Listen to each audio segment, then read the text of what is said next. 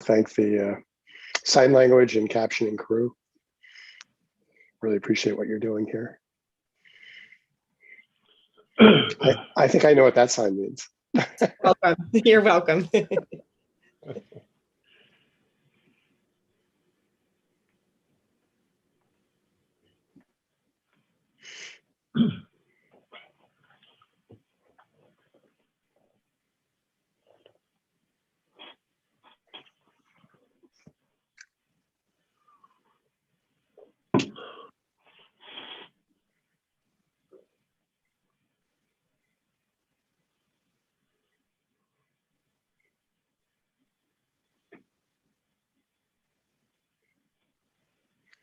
Okay, one more minute. Everyone, we're just waiting for everything going. I think we got everything going, so I'm going to start here. Welcome, everybody. And thank you for joining us for this crucial conversation about understanding and addressing the global issue of climate change. I'm Jonathan Peck, a climate scientist for over 30 years, and the Samuel A. Graham Dean of the School for Environment and Sustainability. Most people refer to me as Peck or Dean Peck. Today's conversation is being live streamed on YouTube and Facebook and will be recorded for those unable to join us. Participants can use the Q&A throughout the discussion to submit questions for panelists, and we'll try to leave a few minutes at the end to answer those questions, but time will be short.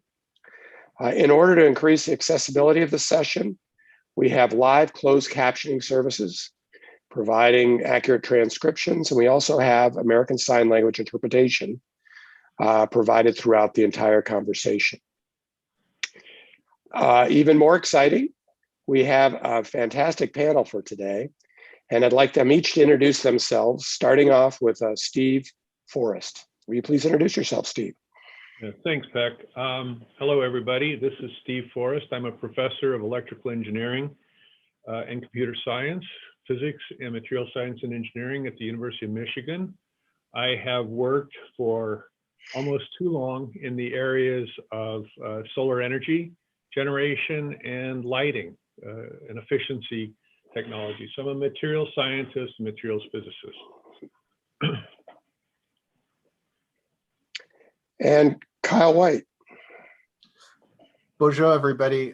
Good to have a chance to connect. I'm Kyle. I'm a professor in the School for Environment and Sustainability, and my work is primarily on Indigenous peoples' issues tied to environmental justice, climate justice, and the ethics of knowledge exchange between science and Indigenous knowledge. I'm a member of the Citizen Potawatomi Nation, and I'm also currently serving on the White House Environmental Justice Advisory Council.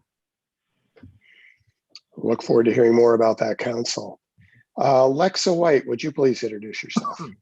Yes, hi, my name is Alexa White. I'm currently a fourth year PhD student here in the Ecology and Evolutionary Department. I am an agroecologist. I am studying particularly small scale farms and how we can figure out if their methods are participating in sustainable agriculture and what that means for international climate governance. So very specifically, the Sustainable Development Goals, the United Nations Sustainable Development Goals. I am also the co-director of Climate Blue, and I am the most recent winner of the World Wildlife Fund's Conservation Leadership Award. Congratulations on that one. That's very exciting. I'd like to start off by addressing why we are here. It's pretty obvious to everyone that the Earth's climate is changing rapidly. It's a global concern, and we're stepping up as a nation in the US with action. And hopefully the whole globe is going to focus more on action. As we speak, the Southwest United States is planning for its first ever water shortage declaration on the Colorado River, the lifeblood of the region and 40 million people. And that shortage is driven mostly by warming temperatures. Also out in the West, if you haven't noticed already, the wildfire season has begun. And folks from our southern border all the way to the northern border are worried about yet another record-breaking, devastating wildfire season, due in large part to warming. Farmers in eastern Montana and the Dakotas are worried about yet another flash drought. We had one in 2012 and 17, and it's rapidly setting up, and it's going to likely really affect farming in that region and commodity prices for food. The President of the United States just convened last week, a week ago today, he was convening a global leaders summit on climate. Around the planet, climate impacts are affecting lives and livelihood more and more. Also, I just want to highlight that 2 days ago, a paper appeared in the top journal Science, highlighting that somewhere between, the estimate is between 85 and 200,000 excess deaths occur in the US each and every year due to particulate matter pollution stemming mainly from the combustion of fossil fuels. Not only that, this study documented how this toxic pollution was disproportionately and systemically affecting people of color in the United States. And of course, this problem is much worse when it's scaled to the entire planet. Fossil fuels are killing people directly with their pollution and also indirectly through their climate change. And these deaths affect people of color the most. This is one of the reasons the University of Michigan is stepping up to combat climate change, to walk the talk. As a public research university, the top public research university, I should say, we are also leading efforts to understand the problem to develop solutions. We're walking the talk, and it's critical to understand what climate change means, and more importantly, what we can do about it, and how we can advance climate action in a just and equitable way so that everyone in all communities can benefit from the solutions. So we should start today talking about what are the main causes of climate change. I wonder if you could do that really fast, Kyle. Sure, and thanks Dean Peck for the introductory remarks. So the rising concentrations of greenhouse gases in the atmosphere is what's responsible for the general warming or the rise in global average temperature that is destabilizing the climate system and is tied to the sorts of impacts that Dean Peck was describing. And there's a lot of different perspectives on this. And very briefly, I wanted to mention a couple of those perspectives. So, first of all, when did this rise start, and what types of businesses or technologies or activities are responsible for it? And it's important to note that when industrial technologies were developed, ones that made it possible for a certain type of combustion of fossil fuels, that it created a capacity for certain energy systems and industrial economies to create that rapid increase in greenhouse gases in the atmosphere. But it's also connected to a number of different land use changes, the industrialization of agriculture, and a number of deforestation and other human activities. And so all this have contributed to these changes in the atmosphere. And it's not just a human issue, it's very particular societies that have been responsible for this, and particular economies. And the United States and some European nations are absolutely responsible. And the last thing that I would mention is part of the reason why these technologies and these enterprises developed as quickly as they did, especially in the 19th century and 20th century, is because they had no morals. They dispossessed indigenous people of their lands. They were engaged in human bondage and other oppressive practices against numerous groups of people. And it created a situation where they were able to move very quickly to establish the profitability of those enterprises and then create racial hierarchies, gender hierarchies, hierarchies based on ability, and other aspects of human identity. And so part of the challenge we have today, right, is that certain privileged people are making decisions about the energy system, and they're not paying attention to the types of inequities that Dean Peck mentioned. Moreover, a lot of us actually don't even know where our energy comes from. We don't make decisions about our energy. And a lot of us, it's pretty hard to imagine, well, what is an alternative to the current energy that I rely on? And so in addition to the issue of the destabilization of the climate system, there's also the issue that we're very unplugged now from where we get our energy from. And that makes it harder for individual citizens to have a sense of what actions can be taken to change the situation and reduce the risks. That was a great introduction to the cause of the problem. Thanks, Kyle.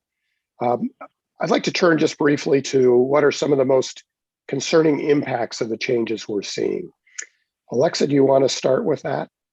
Yeah, definitely. So there are definitely things that we can see in our everyday lives that are coming from as a result of climate change. The first I'd like to mention is sea level rise. So through my experience in international negotiations, specifically the Conference of Parties, it has been very apparent that island nations, countries that are most populated by Black and brown bodies, are the first to bear the brunt of the impacts of climate change via sea level rise. And so even close to home, a friend of mine who lives in New Orleans, she used to walk her dog along this park that was located along the levee a month ago. And as of today, it is now submerged underwater, just to give you a point of scale of time. Second, the privatization of water, for example, is definitely another impact that we kind of see as a result of the impacts of climate change. The most notable example is the scandal with Nestle in California. So Nestle removes millions of gallons of water from the San Bernardino National Forest in Southern California. And it's getting attention mainly because of the increased amount of droughts and corresponding forest fires that are happening across the state.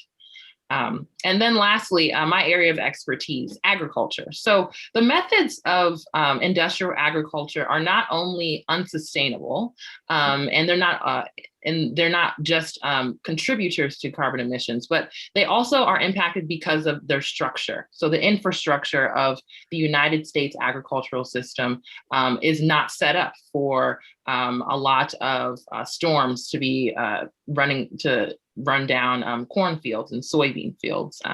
For example, in August 2020, a derecho windstorm damaged 8.2 million acres of corn and 5.6 million acres of soybean. And so just to give you an idea of what that means for how we're supporting our diets and how we find our own food, the infrastructures that we have are not only unsustainable, but they cannot withstand the impacts that we are already seeing from climate change, especially not those countries located in the global south. Thanks. And Steve, you're an expert on solutions, but we'll get to that in a sec. Would you like to add a little on the impact side? Sure. One of the things that strikes me is that over 150 years ago, runaway greenhouse effect, which is what we're really starting to experience, was predicted by Arrhenius. He looked at what was happening in London, and he did a detailed balance calculation, a typical chemistry calculation for the amount of coal that was being combusted in England. And he said, by the year 2000, there's going to be a very substantial increase in the temperature of the planet. So this has been well known. It really hit the public consciousness probably in the 1970s, and it's been a drumbeat ever since. Basically, we have a fantastic sequestering situation in the U.S. on the planet, which is where we bury all this old carbon, and now we've been digging it up for about 150 years as well. But to get to the crux of the matter of what changes are occurring, I'm a Californian, and I go back to the high Sierras almost every year. I've been doing this since I was 5 years old. And to see the changes in real time over several decades has been really startling to me. There is a lot of disease in the forests on the western slope of the Sierras. The animal habitats are changing very rapidly. What's startling is it's happening in real time. These are geological timescales that we should be operating on. And we're seeing this in our everyday life. And of course, California is the epicenter of fires and excess temperature events and so on. So as I go back to the Sierras every year, I now see, instead of stark blue skies and every star in the heavens at night, I see a pall of smoke everywhere. And this is happening summer after summer after summer. So that's just kind of my personal experience of it, but it has informed, because I was lucky. My father took me out to the Sierras when I was 5 years old at first. It has made me very, very conscious of the changes that are going around the planet. And I think we experience this from a personal point of view. It's much more poignant than reading papers in Science and Nature, which we also do. And I think that's why we're very much aware of what's going on. Yeah, well, it's interesting that California, I would agree, is getting a disproportionate amount of climate change impacts, particularly with respect to water, which will affect agricultural systems as well, and forests. And they are lucky to have a rocky coast, so the sea level problem isn't as notable yet, but it is possible, if things continue as they are, that you'll be able to take a boat from San Francisco up to Sacramento eventually. And we don't want to get to that point, so California is acting on climate change. And a little later, we should return to the issue of how's California's economy responding to that. But first, I'd like to go back and talk a little more about the impacts. And Kyle, I'd like to talk a little more about environmental justice. We're already talking about how climate impacts are disproportionately affecting people of color, indigenous people, people from lower income communities. I'd like you to reveal, if you can, a little about what your goals are on the White House. It's President Biden's Environmental Justice Advisory Council. Thanks, Dean Peck. Yeah, absolutely. So a couple of quick notes following up on Alexa's really well stated points about the burden of harms and violence of climate change impacts on Black and Brown nations and Black and Brown communities, including thousands of indigenous people. During the industrialization process, which depending on the context, but in almost all contexts was a colonial process and was a forced capitalist process, and many indigenous people were completely dispossessed of their land, and their territories have both been shrunk to extremely limited and small areas. But then they've also were denied the benefits of industrialization. So like in the United States, for example, the electrical grid system was actually not fully extended to many Indian reservations. Or for example, the extinctions of species, the degradation of landscapes through deforestation and other, through livestock and other European and American settler practices took away a lot of the key plants and animals and aspects of the ecosystem that are a cornerstone of many indigenous cultures. And so when you combine all these issues together, including the fact that the US industrial economy destroyed the indigenous economies that pre-existed it and created a very challenging situation, that climate change impacts like extreme weather events can literally debilitate a tribe's energy system, their housing, their infrastructure, and pose serious challenges to that tribe's economy, and can even threaten people's culture, right? Especially if there are only a few areas where you can say harvest medicinal plants, and now those few areas are threatened. And so the White House Environmental Justice Advisory Council is tackling three particular issues, and I'm just going to focus on one. And it might be the case in the future we tackle more issues, but it's an advisory council predominantly of people who have been working for decades on environmental equity issues, including those related to climate change. And they're people from diverse backgrounds across the context of the United States. And one of the things that is happening is that the Biden administration has created an initiative called Justice 40. And literally the Biden administration is going to do a huge investment billions, maybe trillions of dollars in things like clean water infrastructure, resilient infrastructure, renewable energy.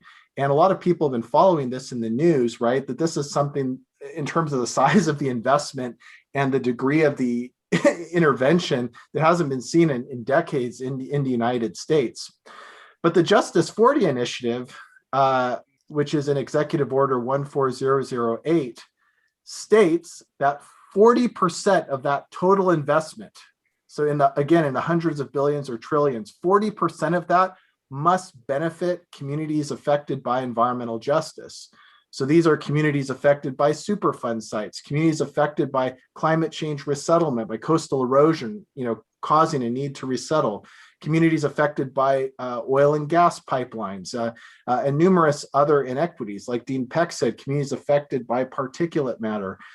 So right now, we're trying to figure out how do you do that? How do you ensure that that 40% actually benefits communities? How do you keep the community wealth from those investments instead of the funds flowing to privileged contractors? How do you ensure that communities own the infrastructure? So basically, how do you take billions of dollars and deploy that money in a way that actually changes the current hierarchy that has concentrated power over the energy system and the infrastructure in the hands of just a few people? And in a country like the United States, it's mostly white people in that privileged group and mostly men. Yeah, it's important. And I think it's a sea change. In my whole career in climate, we've known about these inequities. We've known about these problems and the disproportionate systemic nature of the injustices, but they really haven't been at the fore of the discourse, and certainly not at the fore of the President of the United States. So it is it's encouraging, and I think it's also a real honor that you're able to serve on that, and hopefully we will be able to have actions that have staying power. That won't just be a one administration. And I want to just riff off of something Alexa said too. I've studied sea level a lot in my career, and something that really strikes me is she mentioned the small island nations. There are nations, whole nations, that are within a meter or two of sea level. And that means that our burning of fossil fuel, that's the primary cause of climate change. Our burning of fossil fuel, we're driving a car, we're using coal or gas powered electricity, or all the other ways, are literally submerging these nations, and these people are losing their homelands and their cultural foundations. And that always really struck me as just unbelievable that we could do that. And this is one reason why I'm a very big advocate of stopping climate change as fast as we can before that happens. Alexa, turning still more, I'm really happy we're talking about solutions now. You direct Climate Blue at the U of M, and it's focused on education, empowering the University of Michigan community by providing knowledge about climate change and impact on our community. How do you reach people? How do you get others to start really advocating and doing the actions that are needed, and doing them as fast as we really need? Yeah, sure, I can answer that. So I have two answers. My first is that as I probably have kind of insinuated before, everything that we really have the power to change is local, municipal, and state kind of is within our jurisdiction, state action. And so those are one of the most effective ways to do change. And so at Climate Blue, we strive to connect ourselves with Ann Arbor city officials in particular in ways that we can observe change. That's the most motivating factor that a lot of people will kind of get behind, that they can see changes in their own communities. And so within my own work, I explain the importance of engaging with local farmers and understanding how your food is produced and where it comes from. So a lot of us blindly go to the grocery store and pick up items that may be the cheapest or you think tastes the best according to your traditional palate. But what really matters is how the food was actually produced. Was it produced on a monoculture farm? So was it produced in rows and rows as you would traditionally see on television? Did they use pesticides? Who is that farmer? Is the farmer a farmer of color, or do they come from a long line of industrial farmers? For example, Purdue is a good example of an industrial agriculture company. And then second, if I'm thinking about this question in terms of scale, although it is certainly true that individual efforts and mindsets are extremely significant in talking about climate change and making a significant difference, the real contributors to the carbon footprint are corporations. So corporations contribute the most to the emission of greenhouse gases. So just 100 of all the hundreds and thousands of companies in the world have been responsible for 71% of the global greenhouse gas emissions that caused global warming since 1998. So the only way that we can make significant changes in that section of our change kind of area is to establish regulation. So kind of linking into what Kyle was saying, getting companies to be held accountable for parts of their supply chain, understanding that there have to be caps to the amount of emissions that come from a specific company. Those are the real places where we can kind of garner a lot of change in terms of the impacts. Thanks. Steve, excuse me. You are the co-chair of the President's Commission on Carbon Neutrality at the University of Michigan. So you've obviously worked a lot on thinking through how a huge community, which is what University of Michigan is, can move quickly to become carbon neutral.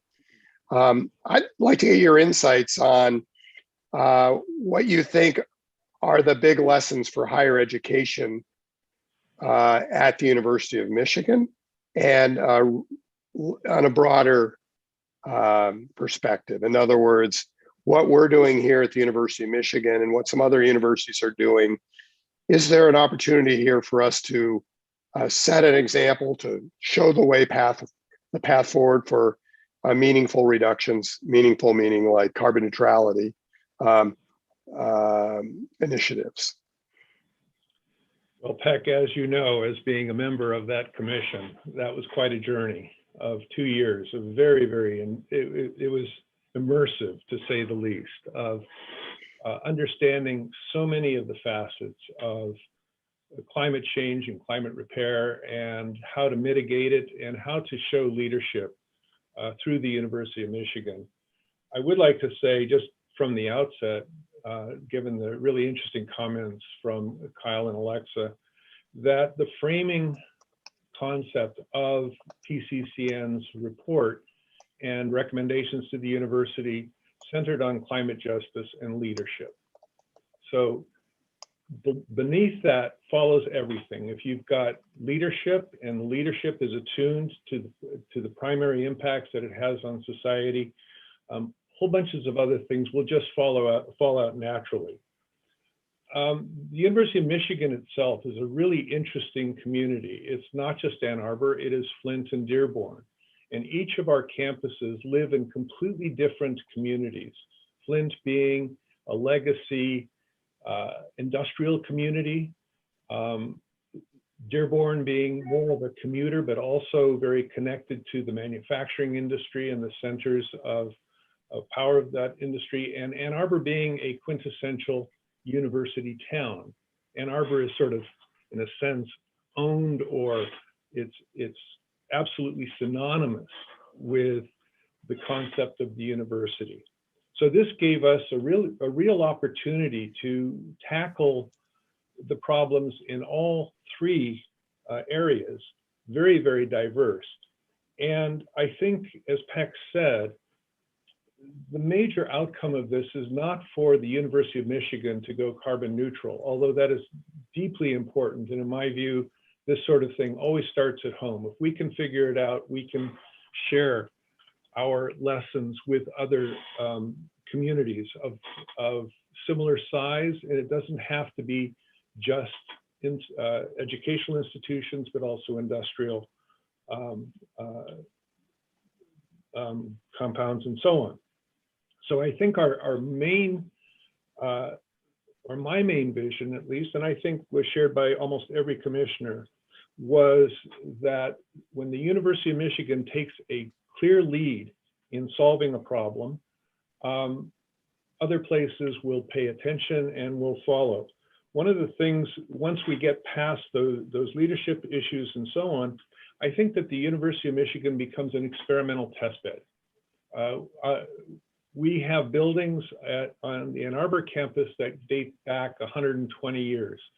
They're using systems that are incredibly outdated. We heat our buildings in this cold climate with methane gas and propane gas. So we had to develop ideas and work with outside experts on how to convert all of these systems while maintaining a viable first-rate university, as we have always been, not to relax our other priorities. And so throughout all of that, I think that the University of Michigan can lead, can become an example of how large-scale institutions and communities can convert and still maintain all of their priorities, all of their excellence. And I'm extremely hopeful that the University of Michigan is going to take up many, if not virtually all, of our recommendations over the next few years and drive us to carbon neutrality in a very exemplary fashion. Thanks, Steve.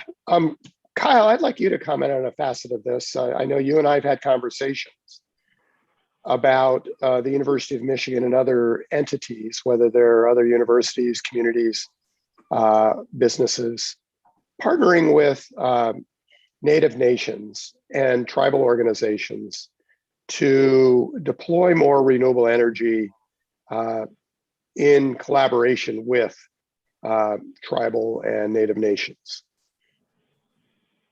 Can you say a little about what that opportunity might be? Yeah, absolutely. And I appreciated Steve's comments just now. So I think there's a couple of aspects to it. And I think what's happening at the University of Michigan is both a situation that, we might have a lot of amazing aspirations for, but also runs the risk of, being exactly what many Indigenous people and people of color are worried about. And I'll mention both aspects of it. So, first of all, in terms of the University of Michigan's opportunities, I really think that now that environmental justice is finally something that captures the national attention, that I know our colleagues at the university are adamant that the projects that we take part in, they actually have to be ones that lead to community wealth, that lead to community capacity building. And so any project, say, that the University of Michigan invests in has to be directly tied to the development of tribal, if we're talking about Indigenous people, tribal leadership in the energy transition. So an energy system, not in which tribes, are in the position to depend on others for their energy or to have to settle for the really horrible infrastructure situation that so many Native communities face today, but actually would be leaders, would be suppliers, would be making major decisions about the cleanliness, the renewability of the energy system. And so there's a huge opportunity. And, again, a lot of this acknowledgement at the national level, including the formation of the White House Council, is because Native people and people of color won the national vote. Just in Michigan, for example, the Michigan Environmental Justice Coalition Action, the Anishinaabe Caucus, these were all voting initiatives that pushed the vote over that really tiny margin from 4 years before, right? Way over that 10,000 margin. And so for this reason, right, environmental justice was one of the, environmental justice was a key thing that energized Native and people of color voters. And so for this reason, I think the public universities, the national, the federal government recognize that, and they recognize now that it's coming with a large amount of funds. And so what I would encourage, strongly folks to do is that, many academics, I felt like they were sort of just, I guess it's an expression, sort of bird dogging what was happening with the elections. And now that the funds are here, they're trying to figure out how they can, get all of that and get all of that funding for their research. But because it was people of color that won the vote, there's a tremendous moral responsibility to ensure that those university-based projects truly change the energy system, both the social hierarchy and its renewability and its capacity to create a much better situation with regard to carbon. But the other aspect I wanted to mention, and this is actually not a direct response to what Steve shared, this is kind of a different comment, but one I just wanted to make, is that the University of Michigan and other universities could also be examples of what many Native people and many other communities are worried about with the energy transition. Because what if U of M finds a way to settle its situation with carbon in a net zero or carbon neutrality or other situation? What if it does that? But what if tuition keeps going up? What if student debt keeps going up? Is that a solution? Right? So on the one hand, the people that benefit the most through salary, through prestige, through other aspects of the university, they can associate their activities with a clean environmental outcome. But then who's not benefiting from that? Who's saddled with debt? Who's saddled with other burdens, tied to the importance of having an education within a country and culture like the United States? These are good points. And, I think one of the charges to the President's Commission on Carbon Neutrality from the President, this would be Mark Schlissel, was to keep in mind that we have many missions on this campus, and we don't want our efforts to go carbon neutral to compromise these missions, as Steve was highlighting. And that's not going to be an easy thing. But the hope is that over a certain period of time, or pretty long period of time in the case of the University of Michigan, we'll get net savings by doing this carbon neutrality, simply because the cost of renewable energy systems that we're talking about ultimately are going to be cheaper in terms of the electricity delivered, as well as the cars, the mobility, and others. It's going to be cheaper, but it's going to take a big outlay of money to get there. I want to ask a kind of a mundane question of Alexa. But it isn't mundane, as she knows. It's like a big part of our carbon emissions, on the order of 20–25%, is associated with agriculture and the food we eat. And the energy that's embodied that in other ways that generate greenhouse gases. Everyone talks about cows, for example. And at the University of Michigan, if we're going to set an example, I wonder how we set an example in terms of reducing our food waste, how we set our example in terms of more carbon-friendly diets. And I'm asking you this question mainly because you're the closest to your undergraduate years. You're almost a PhD. But it wasn't too long ago you were an undergrad, and it was certainly a little longer since I was an undergrad. I'm wondering what you think. Is there really hope that we can get our undergraduate students to really change their ways, to think about carbon, to think about more just utilization of food? Yeah, I definitely think that's not only possible. I think that the dialogue surrounding climate change oftentimes forgets that youth has been the group that kind of has charged a lot of the grassroots movements that have created a lot of the changes that we've already seen from for climate change efforts. That's a two-part thing. So first, if we're talking about the food that we're eating on campus and the food waste that we have, I certainly think that that's something that can be improved. And a lot of it has to do with the supply chain, right? So where are we getting the food from? Is it within a specific range? But not only that, because local doesn't always mean good, but how is that food being grown? the way that the food is grown, and when I talk about the way, I mean like the literal arrangements of crops, is really important for thinking about how long that farm will actually be there, what kind of food can actually be produced in terms of the interactions between different crops on a biological level. When we talk about what we're eating, most of the things that are produced within the United States are a lot of cereal crops. And so if we look through the history of agriculture, that came from a specific period of time where we really needed to have some form of sustenance. And so a lot of the ways in which we eat and the diets that we have in the United States, at least, are just echoing things of the past, as well as kind of what is easy considering what the infrastructure has built as of today. So in terms of food waste, that's actually is not my area of expertise, but it definitely is impacted by how the food is produced, as well as what happens through the supply chain. The second portion, talking about youth, there is a lot of innovative ideas that come from youth conferences. So as the WWF awardee, a lot of the talks that I've been giving have been about the youth and how they're participating in these kinds of discussions. And I think it really begins at a cultural level of how we come to understand climate change, the autonomy that you have within those spaces. What can you actually do as an individual person? Those topics are things that at the university, I think those conversations are going on. I think it's more a question of how can we all participate? And so I think that the efforts that allow us to gather together and create these kinds of grassroots movements in response to industrialization and corporations are probably the best way that we can find some sort of solution. Okay, and we've got a sort of the challenge is so urgent that we're going to have to figure out how to do all these things kind of simultaneously.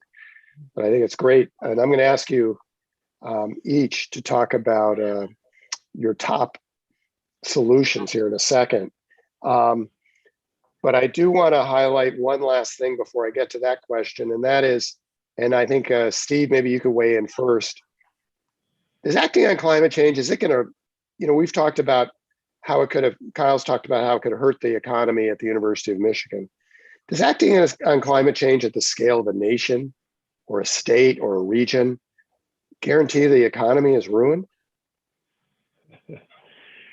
No.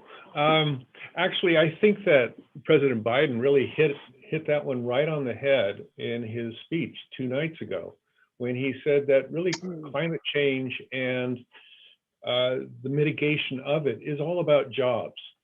That's really the thing that's sort of hidden in all of our national discussions. I'm not so sure what's going on in other countries, but we're talking about a total transformation of our technological, our social, and just how we construct our world. And that is going to create enormous opportunities and growth in jobs. This has always been the experience throughout history. When we went from an agrarian to an industrial society was one, and then we went from an industrial to an information society.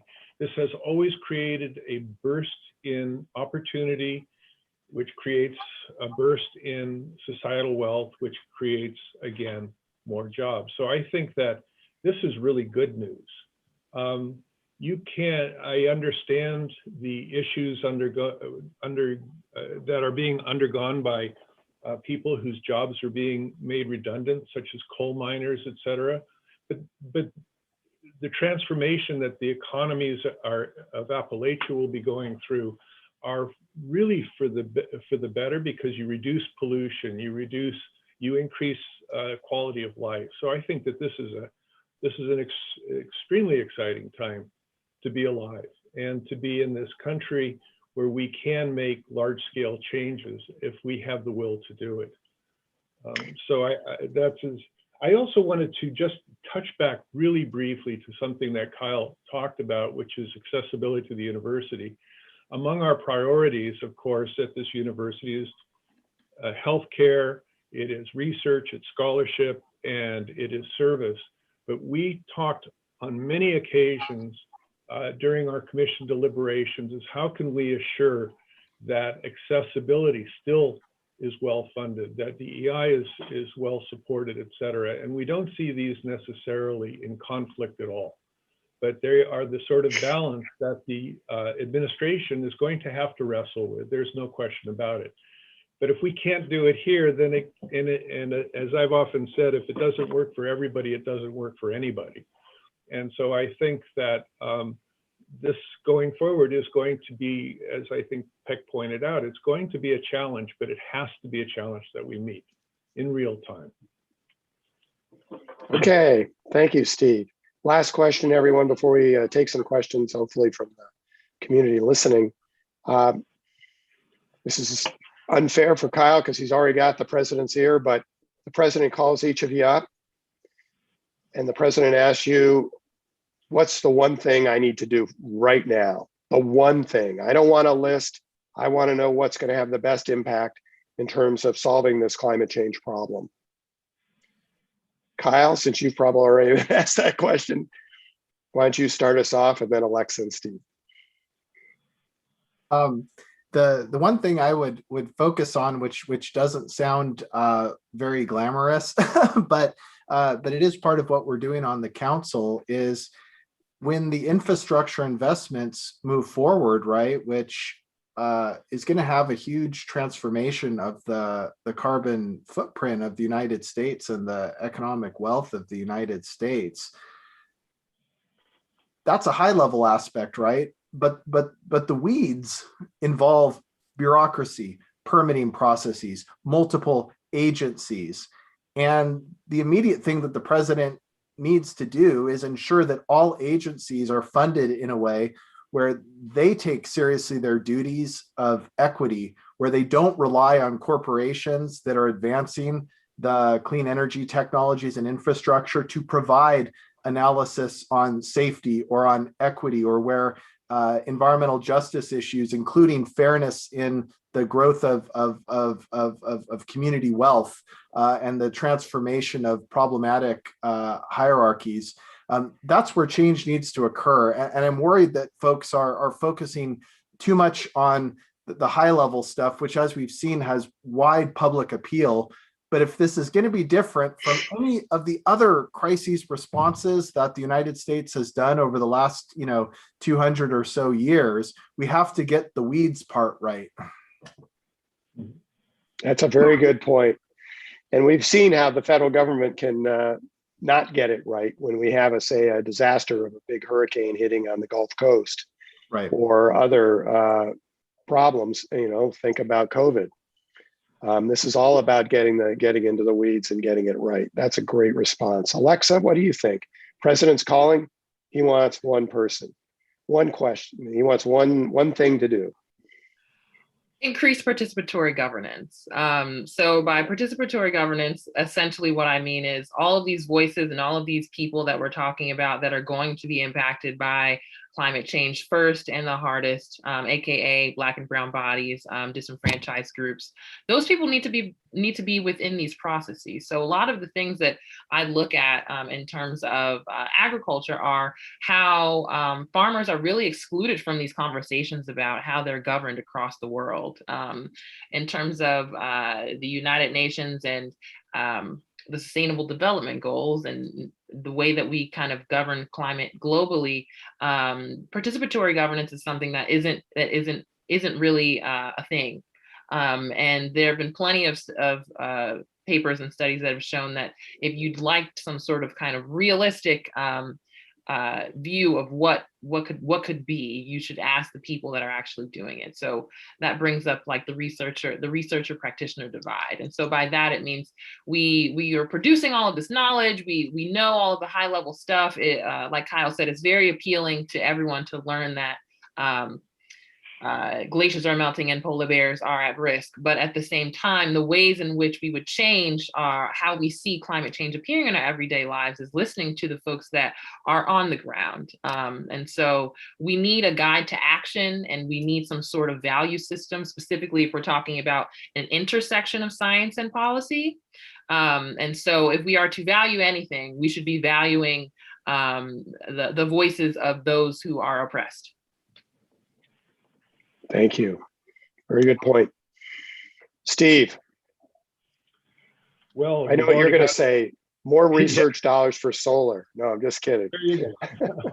Well, we've already got 3 proposals instead of 1 for the administration.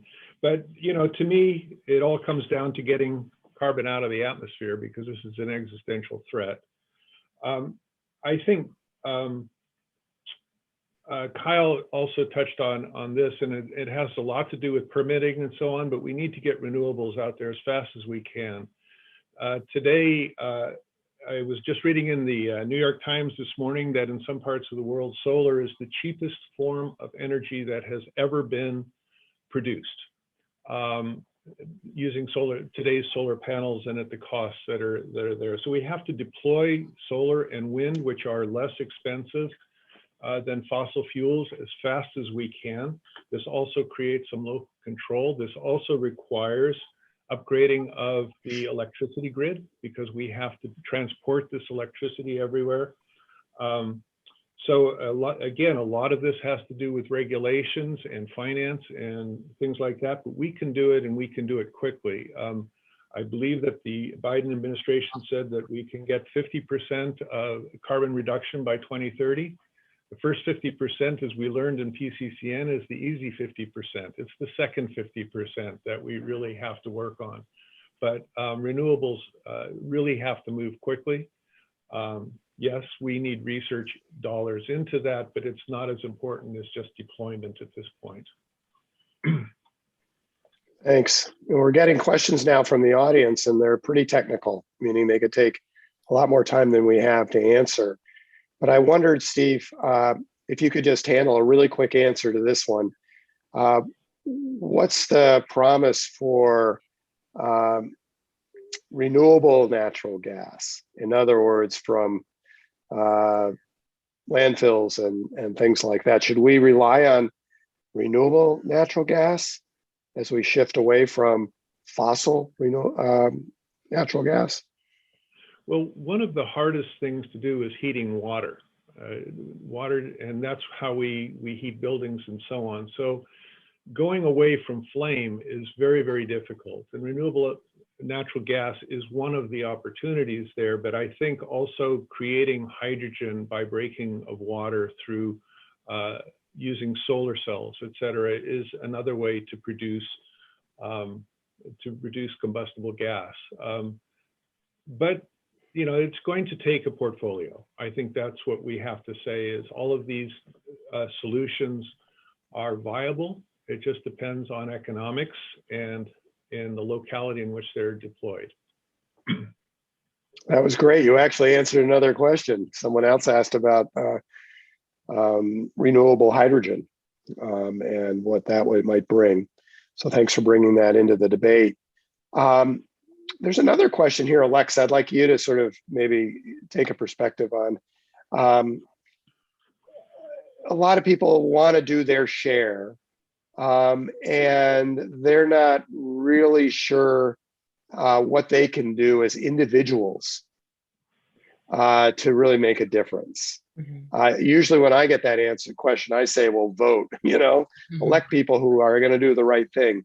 What are the other things that individuals can do to quote unquote go green? I know we like to go blue, but we're going to go green here. Yeah, a lot of the things that people can do individually would be to, again, take part in your local governments. So outside of voting, there are plenty of dialogues that are happening that kind of shape the legislation that you can see within your own communities.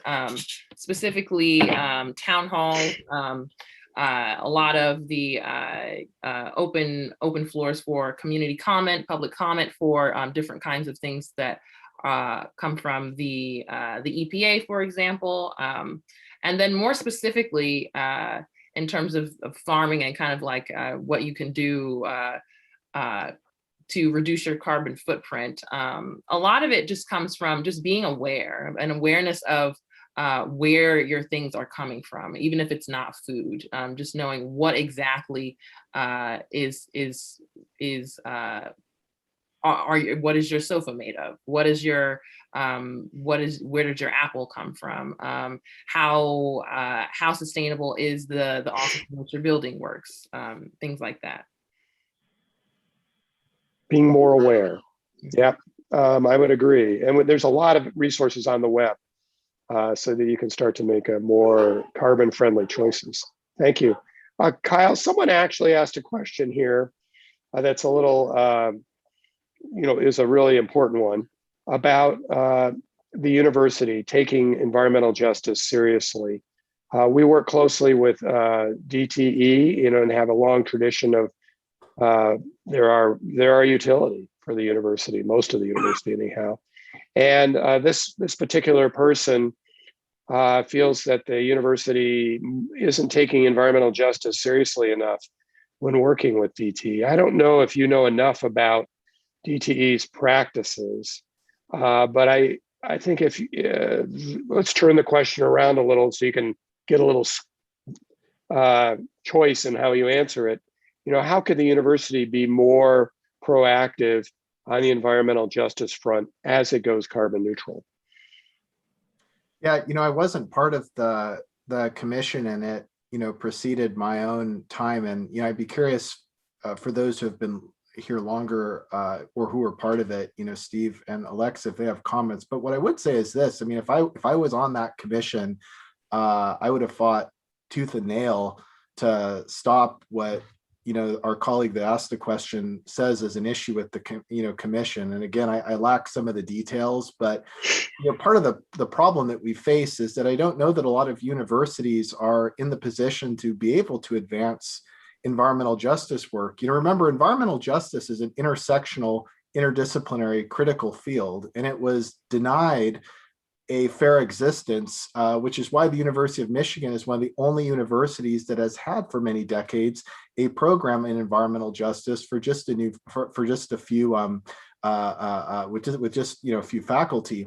And because we were denied oxygen for decades, it becomes particularly ironic that now the largest driving force of environmentalism in the US, including what connects US environmentalism to how environmentalism has been practiced everywhere in the world, is environmental justice. Yeah. But there are few people who have been working in that space for a long enough time to be able to influence these key decision-making bodies. And I'm not necessarily referring directly to U of M's one because I don't have all the details of it. But anyways, I think that's the best way I can respond to that, just because, as Dean Peck pointed out, I'm not as familiar as some of my colleagues are. And it probably wasn't really fair to ask you that question, but the person asking it wanted me to ask you in particular. I think one of the things to realize is that one of the recommendations of the President's Commission on Carbon Neutrality is to have a environmental justice point person who is involved in all of the decision-making associated with the carbon neutrality implementation.